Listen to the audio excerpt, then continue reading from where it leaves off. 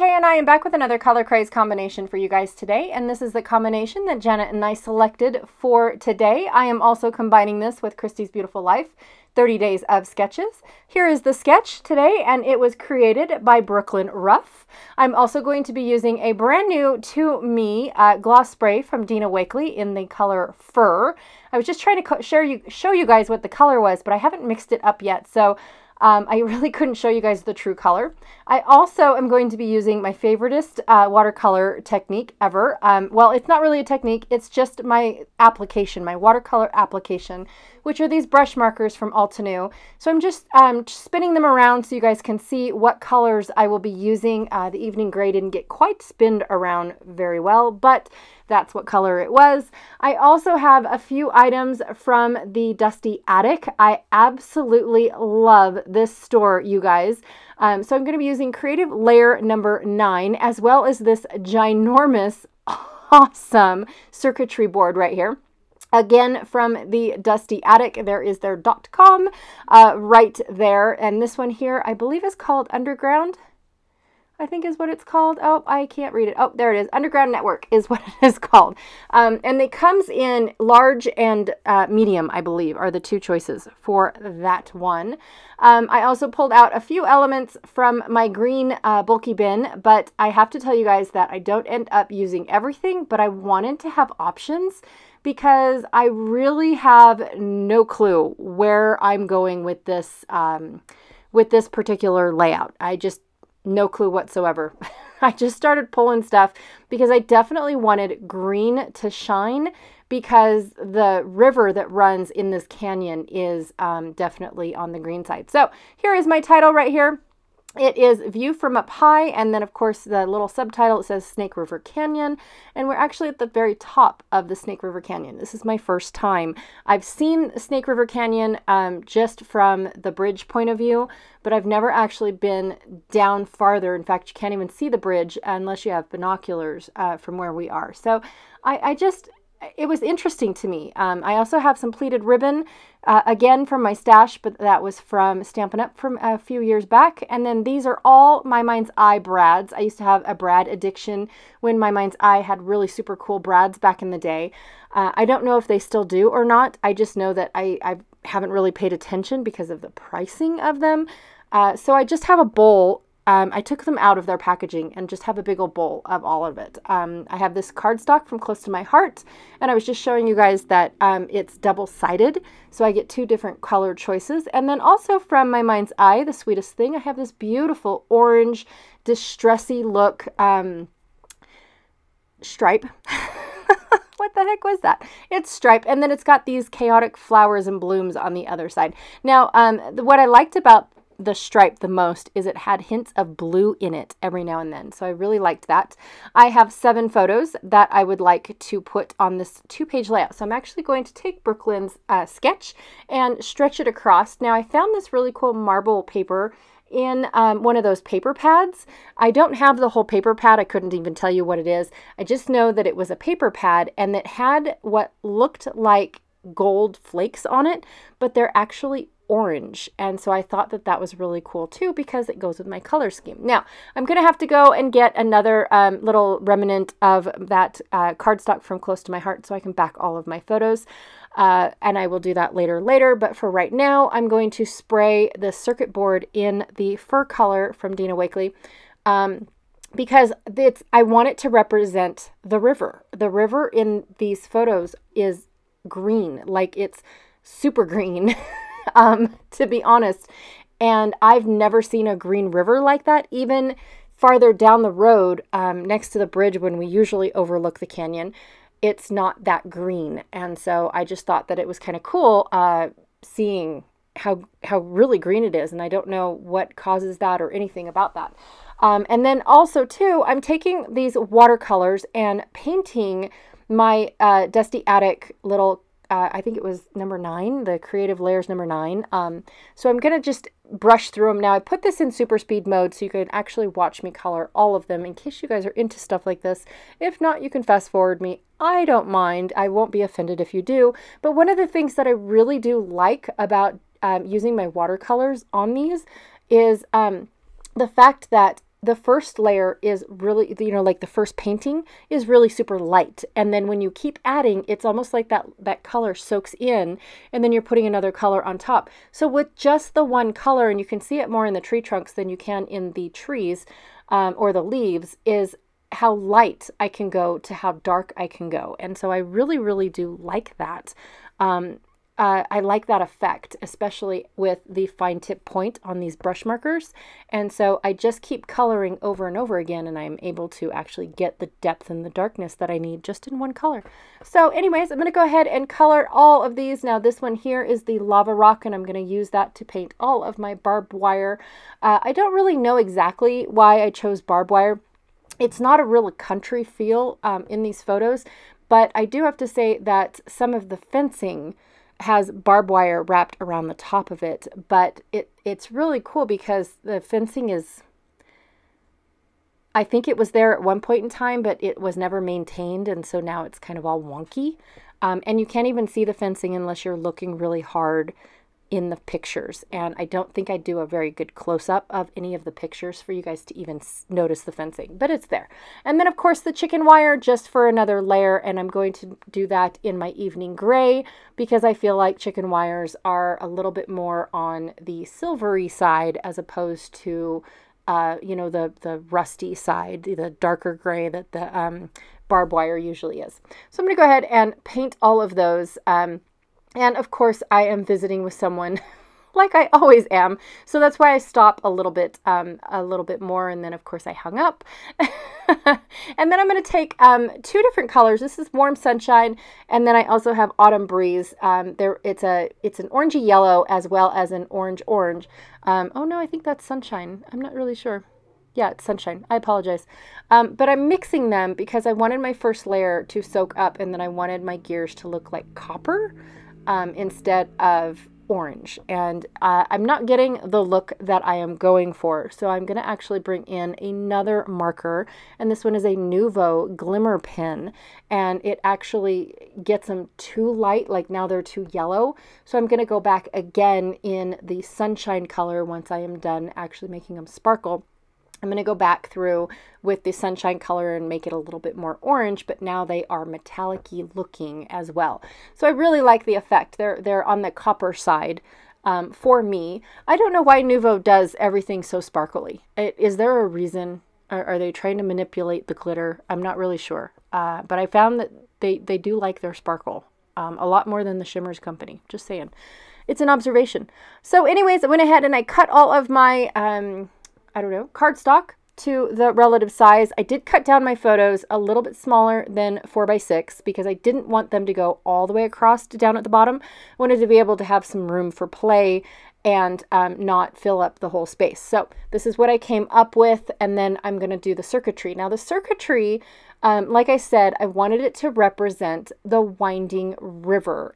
So that way, when you look down the canyon at Snake, you know, at the Snake River Canyon, it does look, it has tons of twists and turns and loops and hoops and all that stuff. And then the bottom two photos are actually of little two pools that have formed on the side of the river. And our friends whose house we were at was actually saying that they used to go down that road that I also took a picture of, which I figured I would never be down. They used to go down that road because it's like part of their property, and head down there and fish when they were kids. And I thought that was fascinating.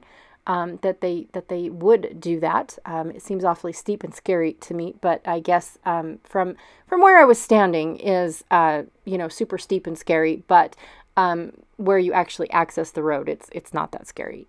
It's just not a maintained road, and when you don't have a regularly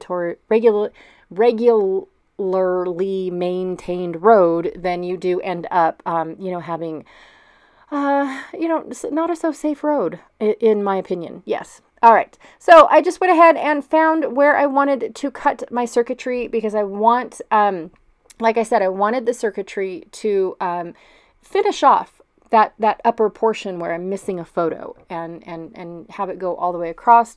The center photo there that is going across both pages up at the top center photo, has a picture of one of my sons walking the side of the edge of the canyon, you know, so that way he can look down in it too. And I am sitting on some rocks, taking pictures of everything, except for the bottom photos. I was actually walking along the canyon as well, taking those pictures. So it is, like I said, I can't believe how many times I have been to this canyon, but I've never seen past the right side of the bridge, like ever. I go to the lookout, take my pictures, and I'm done, and that's it. So I really thought it was fascinating being able to see a little bit more, and I hate to say it, but hanging out with the natives. Or I guess they're locals more than they are natives, but just had to throw that in there because I think it's funny. So anyways, I'm just trying to figure out what side of the circuitry that I would like to show the most. I don't have a lot of room to play right here. I don't want it to overhang too much into my photo, but yet I want enough circuitry on the left side of the upper photo to show. That way it's not like a wasted effort type of deal or wasted material or whatever.